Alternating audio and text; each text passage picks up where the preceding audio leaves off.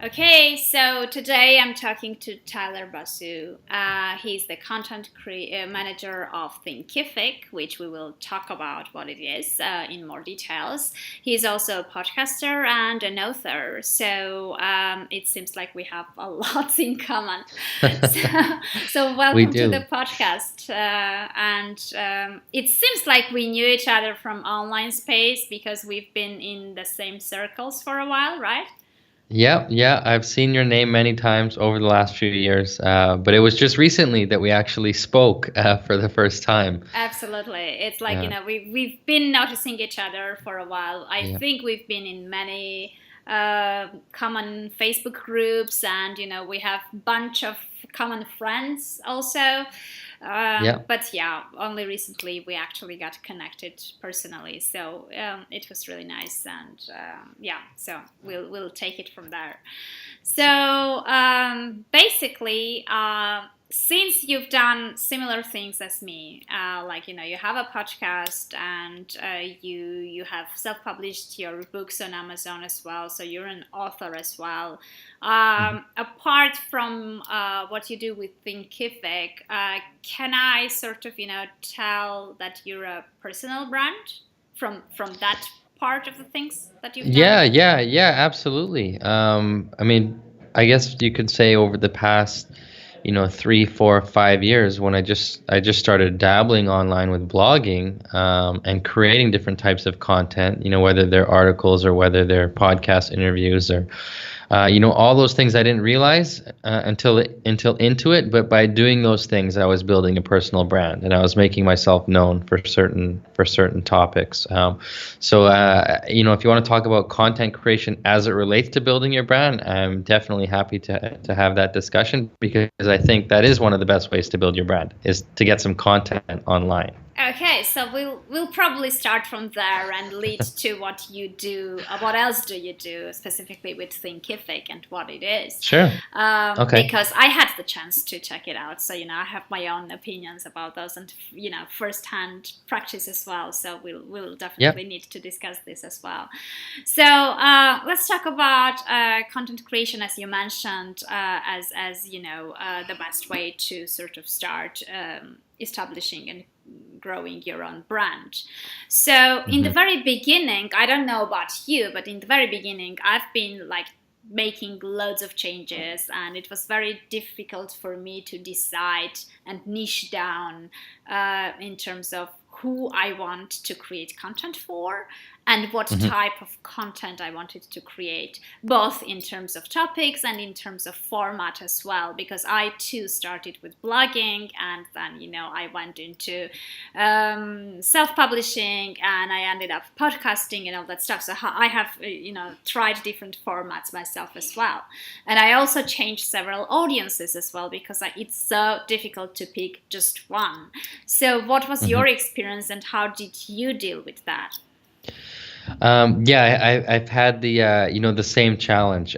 So I started my first podcast back in 2013, and that was called Chatting with Champions. And my goal was just to interview entrepreneurs and learn from entrepreneurs, learn from successful people.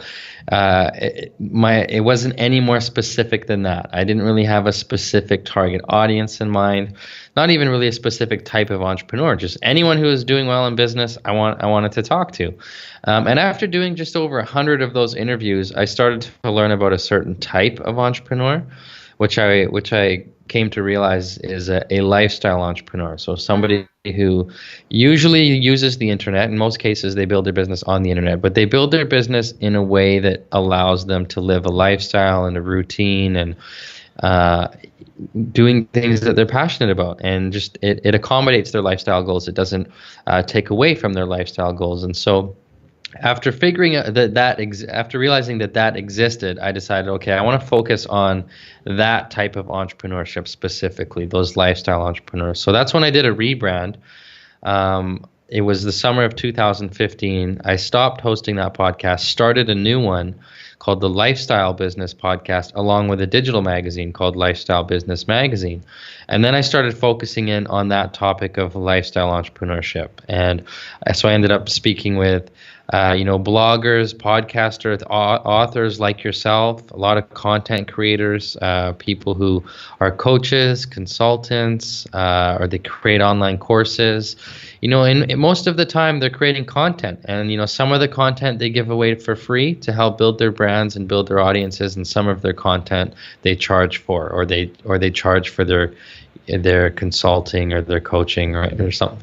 So I started to focus in on that type of a market. But it took, a few years of trial and error and just creating content anyway, and interviewing people and talking to people and going to seminars and reading books and reading blogs and, consuming all types of content until I figured out, okay, out of all that stuff, these are the topics that I'm most interested in, that I'm most passionate about, and that I want to become known for. So that's when that happened. That's when I decided to narrow my focus a little bit.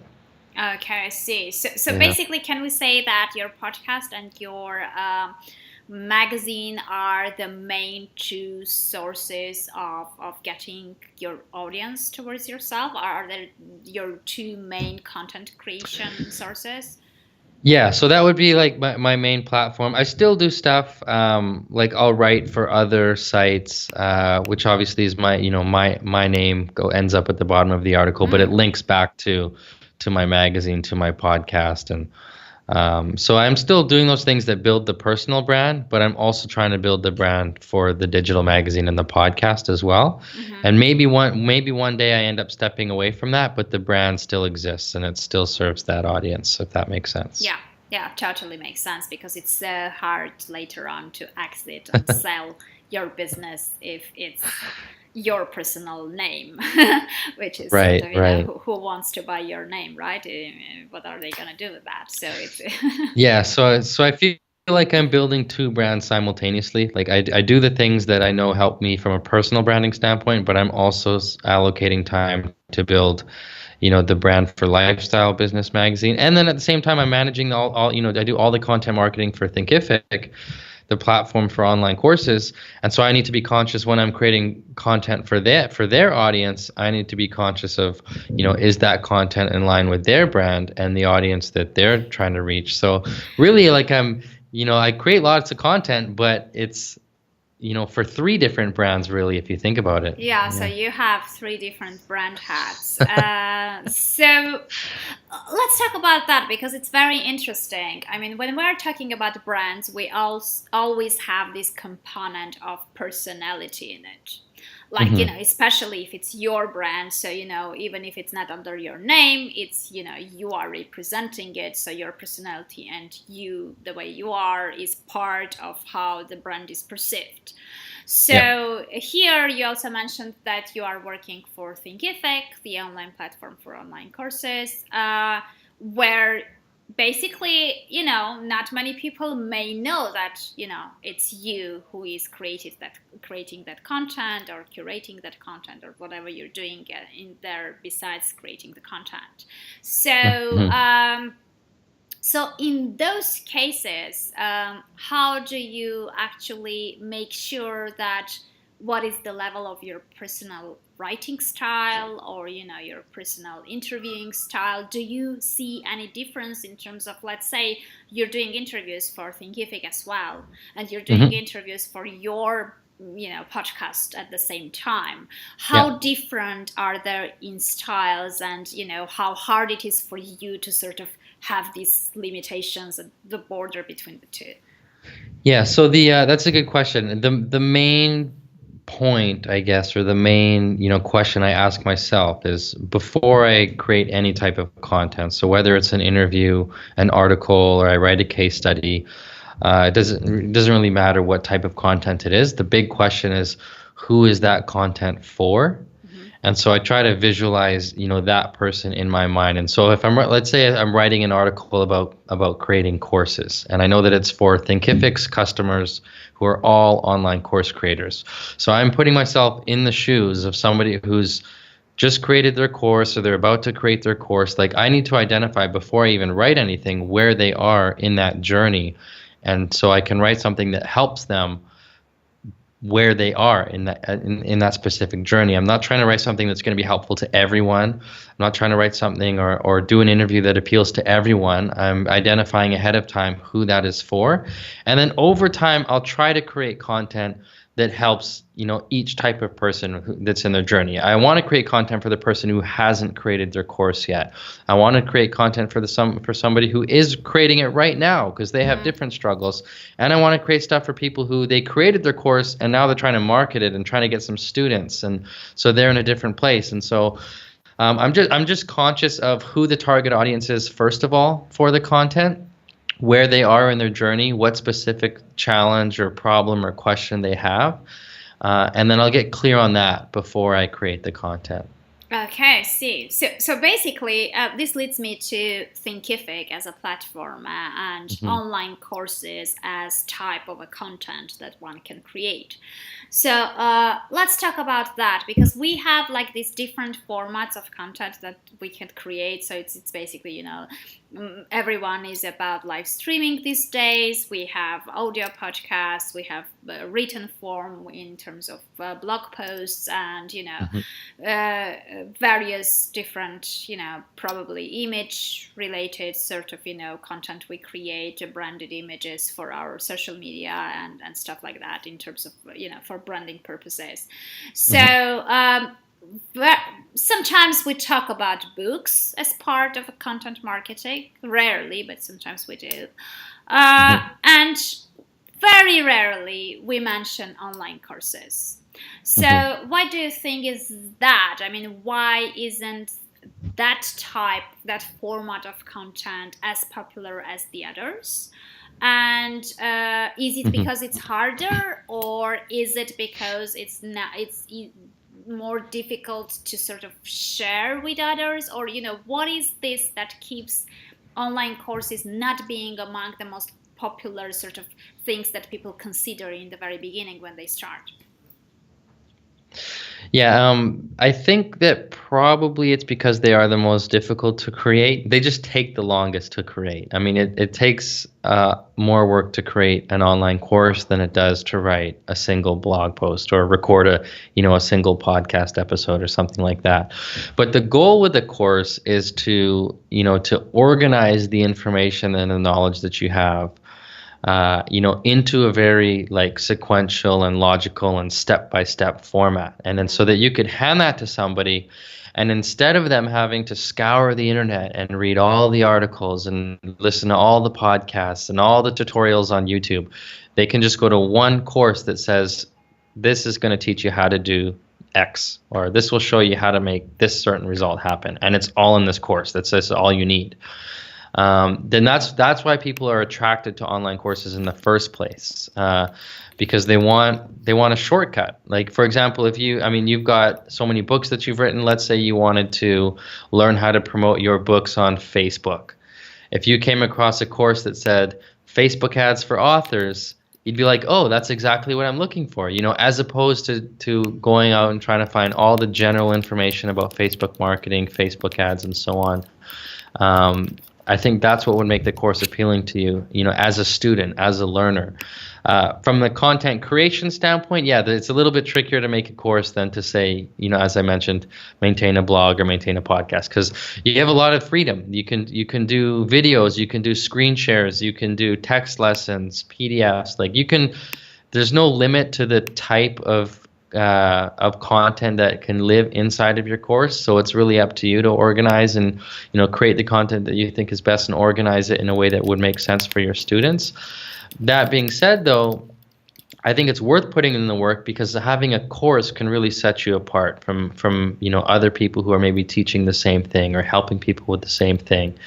If you're the one with a course and some of those other folks, they've just got the blog or they've just got the YouTube channel, it really helps increase your authority and position you as that expert on whatever it is that you want to become known for. If you're able to say that, hey, I have a whole course on this.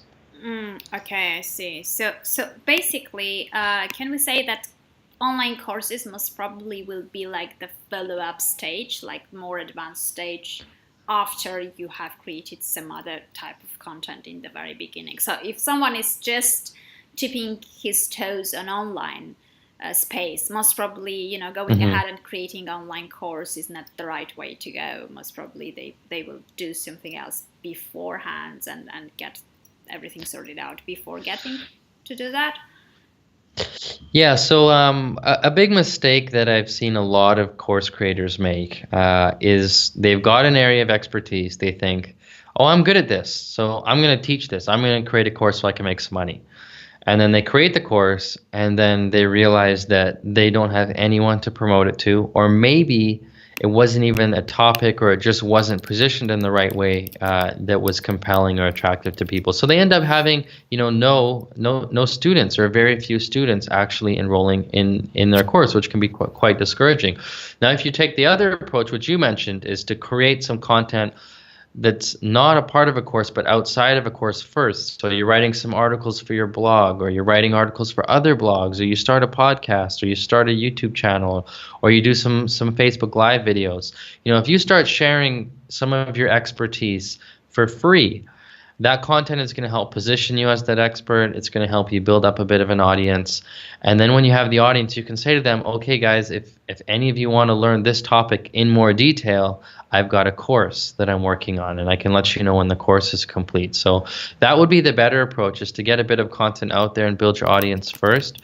And then, once you've really refined what it is that audience wants to learn, what specific lessons they would want to see inside of the course, then you go ahead and create the course and then introduce it to them at that point.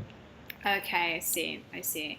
So let's talk about the platform itself. I mean, we all know that there are loads of different type of platforms and tools and ways to actually make your online course go live and have Mm-hmm. people buy it. So it's Yep. not, and I know that many people are talking about different platforms which are more like, recognizable in terms of brands. Mm-hmm. I personally discovered Thinkific just about less than a month ago, actually. And I checked it out and I really loved it. And it's very friendly, especially for non-techie people. So it's not very complex. It's easy to navigate. And it basically, the biggest plus for me personally was that I don't have to deal with the most of the things related to payments, setting up your accounts, and how you're paid, how it's done, and all that stuff. So basically it's pretty straightforward. It integrates, it can be branded, so it does look like your own site, and so people don't really feel like they're driven to a totally different site. So in terms of branding and holistic image, it's really interesting, I mean, and useful as well. So there's a lot to be done in there, and it's very easy. So let's talk about online courses. So what I just wanted to say, that from the technical part, there are no complications. Anyone can actually create an online course. Anyone can actually have it live through platforms like Thinkific. So it's not as hard as many people perceive. What is harder, the way I see it as a challenge, is actually promoting those courses and actually making them sell. So I see it both ways. Like, online course adds credibility to your brand. So, it adds to your portfolio of your offers. So it's yet another one very useful thing that you can offer to your audience. But on the other hand, most probably you will need your brand and your audience to sort of feed this thing in the very beginning, before audiences start recognizing the online course and getting to it more and more, and they spread the word and leave reviews and all that stuff. So let's talk about when you're just starting on the platform, what is the level of visibility and what is the level of how much you can your course can be seen by people who are not actually your audience. Right, right. Yeah, so before we jump into that, because you brought up some good points, you shared some of the reasons why you chose to use Thinkific or why it appealed to you as a course creator. But I just wanted to start off with just a quick overview of what somebody's options are if they're creating a course, because there's a few different routes you can go down. There are platforms like Thinkific that you can use, and as you mentioned, if you don't have the technical skills, that's who we created the platform for, is the people who they don't have the coding skills, they don't have that technical expertise. They have an expertise that they're able to teach, but they don't want to get bogged down by the technology Yeah. of building their course, right? But there are a few options people have. I mean, if you aren't prepared to do any marketing for your course, you can find those marketplaces for online courses, right? Just like for your book on Amazon, all of the people who buy your book don't necessarily come from your own audience, right? There's people on Amazon searching for books. So you can end up, just because you published on Amazon, you could end up getting some sales. So it's the same with courses. If you're wanting your course to be, discoverable by people who maybe don't know who you are, but they trust the marketplace that they found the course on, then you could get some sales that way. So there are marketplaces. That's one option. Some of the limitations, though, is you don't have control over the branding. You don't always get to control the pricing or how much of the revenue you get to keep. So there are some drawbacks, but the benefit is you're tapping into a platform and a marketplace that has an audience. So there's some personal branding benefits there. I mean, even if you put a free course on a marketplace and you get a few thousand students taking that course, that's a few thousand people who know who you are. And there are ways to, get them to come, engage with you on social media or visit your website, and you could introduce them to a paid course, outside of that marketplace later on. And then there's the do-it-yourself types. Like if you've got a WordPress website and you want to assemble all the plugins, all the programs, and build your online course platform yourself, you can do that. If you've got the technical experience, go for it. And then the middle ground is where Thinkific is we take away the technical issues so that even if you're not techie, you can build your course. But we don't limit you in the way that a marketplace limits you, in that we don't, we give you the freedom to put your branding on your course. You mentioned you can put your logo. You can make it look just like your website. You don't even have to have the word Thinkific in your domain. You can use your own domain name. You can control your pricing. But I will say that if you don't have a way to get students to learn about your course, then it's going to be a struggle, because your course is going to sit on Thinkific or sit under the domain that you put it on, and nobody's going to be able to find it unless you're prepared to do some marketing. So in that sense, it's not like a marketplace where, we're going to take your course and list it with all the other people who are using Thinkific to host their courses. It's going to be up to you to market your course. So if you want to talk about marketing, I mean, I'm happy to do that. It's kind of a huge subject. That's what I was going to.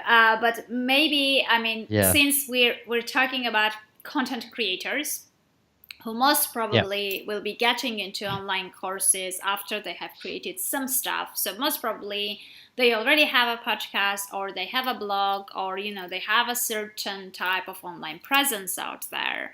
And now, as a second phase, as yet another offer, they are creating an online course. First of all, let's go. I'm just thinking about like the logical periods. And we have usually, among marketers, we have two opinions, which as always contradict each other. I want to know which side you take. There are many people who say that you have to create the course, make sure that it's of a good quality, have some beta people go through it, provide feedback, fine-tune it, finalize it, be very proud of what you've created so far, and then go ahead, make it live and market it heavily. There are some others who say you don't really have to create the course. You can actually sell the course with the outline. You just, decide what it will be, including. And then once you validate the idea of that course by selling it for a certain period of time and having a certain group of people who already bought it, you start dipping it down and creating it, because you already know that people want it and they have paid for it. So what is like your approach to this, how one decides which route to go? I've seen examples of both routes that have worked. So I won't say that one is better than the other. With Thinkific, I mean, if you want to create your whole course up front before you go and sell it, you can do that. Or if you want to just maybe put together the sales page, put together the outline, maybe the first lesson, get some students in there, and then create the content as you go and drip it to them, you can do that as well. The advantage when you take that latter approach and you don't have your entire course created when you've already started marketing it is that you figure out right away before you invest your time and your money and your energy creating all of your content, you figure out if there's actually a need or a demand for that content, and if you actually have a way to present your course to your target audience. I mean, if you don't have a direct line of communication to the people who might be interested in that course, then how are you going to tell them? Like, if you don't have people on an email list yet, if you don't have a blog, if you don't have a podcast, if you don't have a YouTube channel, if you don't even have, maybe followers on social media or members of a Facebook group that you run, for example, like if you don't have a way to actually reach out to your target audience, then I wouldn't go and create a whole course and then try to figure that piece out later. So even if you could balance, creating your content, but also as you're building your audience, and ideally have a bit of an audience before you even start building, because if you've got the audience, I mean, you don't necessarily have to try to sell them a course that hasn't been created. You can say, hey guys, I'm thinking of creating a course. Why don't you help me with the outline? Like, what would you want to be in this course? And actually get them to help you create your course outline and then go create it. So that's a form of pre-selling, without feeling out of integrity or in any way for selling something that you haven't actually made yet. Just get the buy-in that way. Does that answer your question though? Yeah, I mean, both options work. It just kind of depends. I wouldn't want to see somebody spend like 6 months creating a course and then realize it doesn't even have the content that their target audience would have wanted anyway, or they missed the mark, or they forgot this and this, and then they have to go back and change it. It's like, because that's so much of your time wasted, right? There's ways to minimize that. Yeah, absolutely. So okay. I mean, both routes work. You can even get feedback in terms of what to create. So you can initially get even the ideas for your course from your audience, which is great. So the next step is creating it and having it out there. So once you have it out there, let's say someone already has an audience. It's not very large, but it's something to start with. Which is the best way to market your course? First of all, to your audience, and then to the ones you haven't reached out yet. Yeah, that's a good question. So I've had the advantage of looking at a lot of different sales funnels for course creators. I'm constantly asking or answering questions inside of the Facebook group that we have. And there's almost 5,000 people in Thinkific's Facebook group, all of which are in different parts of their journey. And so I've seen a lot of their courses, their landing pages, the ways that they marketed their courses, the case studies, the success stories, all that stuff. And so for somebody who's just getting started, I'll give you two ways that you can sell your course. One way, what I would do is put together a free email course, like maybe 7-day, kind of a mini course. Yeah. And that's, maybe takes a smaller segment of your main course and teaches that segment. And you give that away as a free mini course. At the end of your free course, you present them with your main one that you charge for. The other option is to host webinars. I found that hosting a live webinar where you teach some of your best stuff up front and then you present your course, that can be very effective, especially if your course is at a higher price point, like a few $100 or $1,000. People are going to want to, actually have some time to engage with you, ask you questions, and so a webinar is a great way to do that.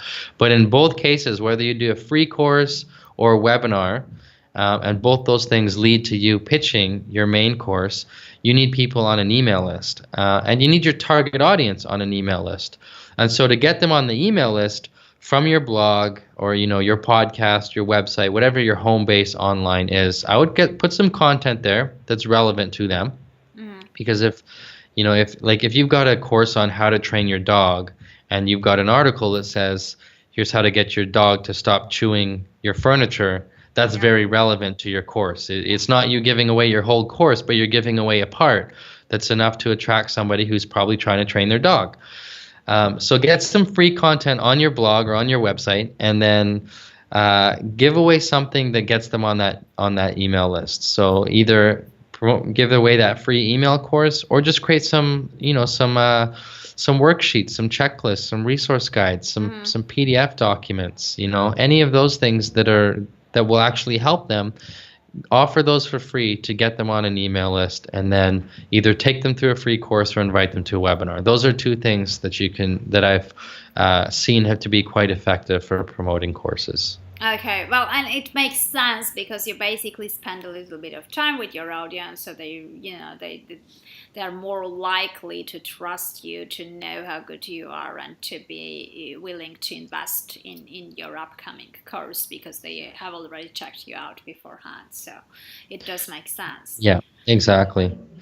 And once you have that process in place, like if you've got, let's say, 10 articles on your blog that are all teaching, a very specific topic related to your course, and they all lead to the same free email course, and the free email course leads to your, $500 online course, for example. So now you have an actual sales funnel. You've got a process. So you can do things to get people to your website that don't cost you any money. Like you can go on guest blog for other websites. You can go appear on podcasts. You can do those kinds of things. But because you have a sales process, you could also go and spend some money on ads. And use Facebook, for example, to promote your blog posts. Facebook has a lot of information about people who are on Facebook, so you can target you can target your target audience. And so if you're running ads to promote those blog articles, but that a certain percentage of people who read the articles are going to end up on your email list, and a certain percentage of those people end up in your course, you've now got a conversion rate for your sales funnel and for your sales process. So now you can think like a marketer, and you can just test different ads, test different campaigns, and you can see if you're actually getting a return on investment from the money that you spend on ads. And if you are, you can just keep reinvesting the money and just scale it up from there once you have the process in place. Yeah, totally makes sense. So let's follow the journey. So we had we had the course. We spoke about marketing that course. We end up with a certain number of students. So for many people, unfortunately, that is when it stops. So basically, they've made the sales. People come in, watch their videos, go through the course, and that's it. So very few, realize that they have to follow up, they have to engage, they have to actually continue interacting with their students, even though they already bought your course and paid you money. Mm-hmm. So how do you look at that part? I mean, how do you make a person who bought your course, maybe went through it or went halfway through it or whatever it is, to actually interact with you, engage with you, and how do you end up building a community from your students?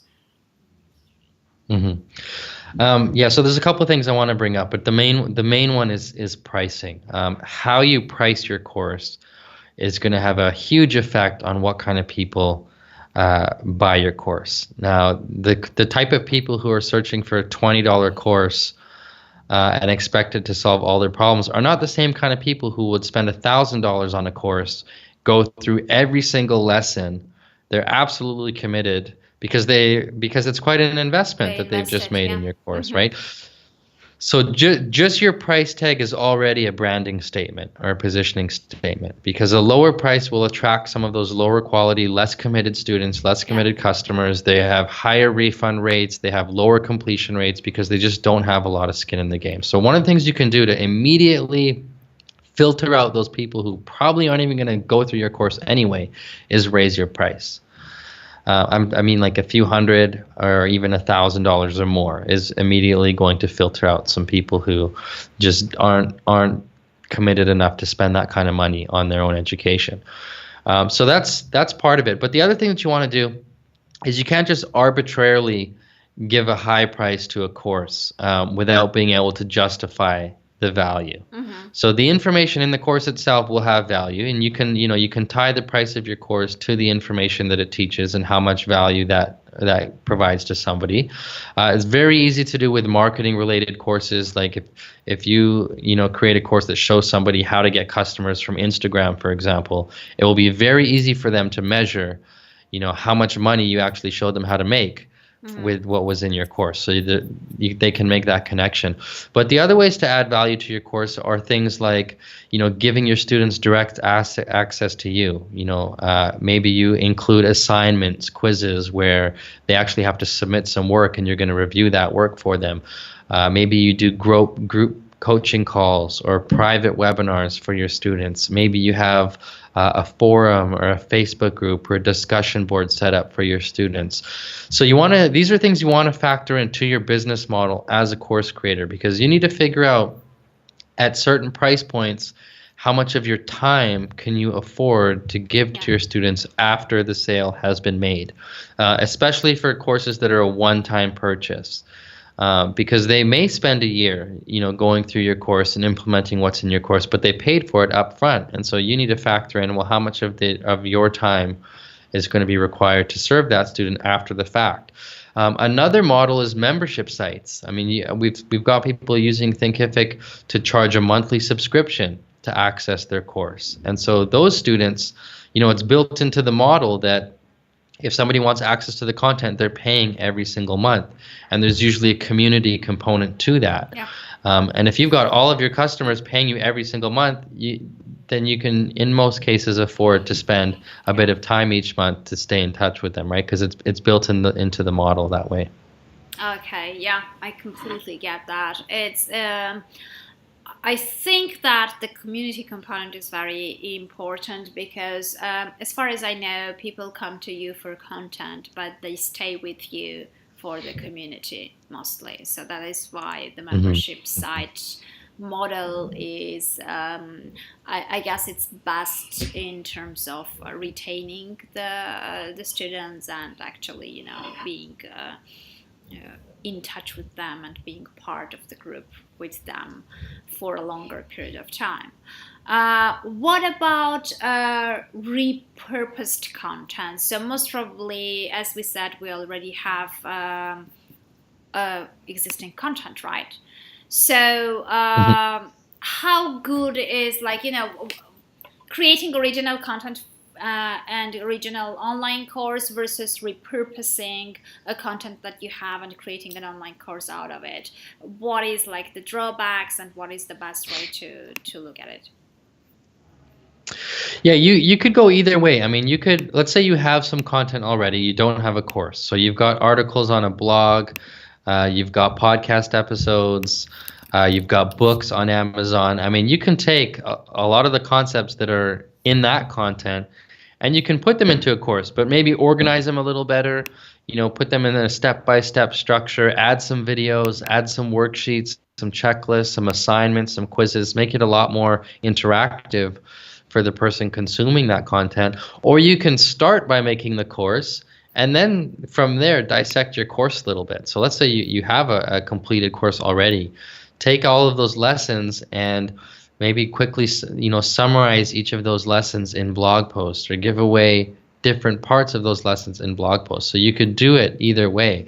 But in both cases, it absolutely makes sense to do that because there's, I would never let a good message go to waste. Like if you've got something that's worth sharing, don't just share it in one format. I mean, if you have the time and the resources to take the same, here's 3 steps to do this, put those 3 steps to do that in a blog, put it on a podcast episode, put it on YouTube, put it inside of your course. There are people who will be drawn to each of those types of content. There are people who like to read. There are people who like to watch videos, listen to audios. So the more you repurpose your message, the more you share it in different formats, the more people you're going to reach, most likely. And again, there's going to be people who all they'll ever want to do is consume your free stuff, and that's fine. But there's also going to be people who consume a little bit of your free stuff and say, okay, you know what? I don't have the time to go through this person's last 3 years of blog posts. Why don't I just take their course and get the shortcut and get the exact outcome that I want? Yeah, yeah. Does that make sense? Absolutely. I mean, it's I'm really a fan of repurposing content because I think that it's easier to reach wider audiences that way, because you touch point with everyone who prefers a certain format of content to get there. So before we wrap up, like the last thing I want to talk to you about, as I said, I discovered Thinkific like just few weeks ago, and it's a really awesome platform for a content creator for branding purposes. As we said, it's very easy. It doesn't have any glitches. I mean, it went really smoothly. I have a mini course on there already, and I'm finishing up like a lengthy one, and it didn't take too much time. I was very, very happy with the results, but I hadn't heard about Thinkific since when I discovered it just a few weeks ago, which is a shame. Yep. So I want people to know about it and to check it out because it's really awesome platform. So where can people, find it, and where they should go, where they should have a look, and what would you say about it? Yeah, yes, no problem. So yeah, we've got some free bonuses to offer your listeners if they want to try Thinkific. I just want to thank you, first of all, though, for taking the time to interview me and have me as a guest on your podcast and on your show. I really appreciate it. And in regards to the comment of where was Thinkific, or why did it take you so long to find them? That's part of the reason they brought me on, is to create so much content and to get out there and help spread the word, because they've actually spent years building the platform itself. And so before they got really aggressive with the marketing, they built a really great product. And I think that's important. And so now that we've got a product that thousands of people are using, it powers tens of thousands of courses, not just for, the solopreneurs, the authors, the speakers, the coaches, but there's large organizations like Hootsuite, for example, that run all of their social media training and courses on the platform. There's companies using it to create training for their employees. They're giving away, there's software companies using it to train their customers. And there's people like you and me who want some extra revenue for our businesses, right? So we create courses. But yeah, so there's definitely a lot. We're doing a lot more marketing. We do webinars, we do content from the blog. We have a YouTube channel, lots of stuff going on. And we've got some bonuses to give your audience. So if anyone, after listening to this interview or watching this interview, wants to try Thinkific, we're offering 1 month free on the business plan, and that will give you all the features, no transaction fees for when you sell your course, and we'll throw in some bonus courses as well. So one of them is called How to Price Your Online Course. That's a course worth $300, and then we've got another program called the 30 and 30 program, which is worth $500, and that will show you how to get your first 30 students into your course in 30 days. So they get those two courses as bonuses, a free month to try the platform, and we'll set up that link at get.thinkific.com/Annie.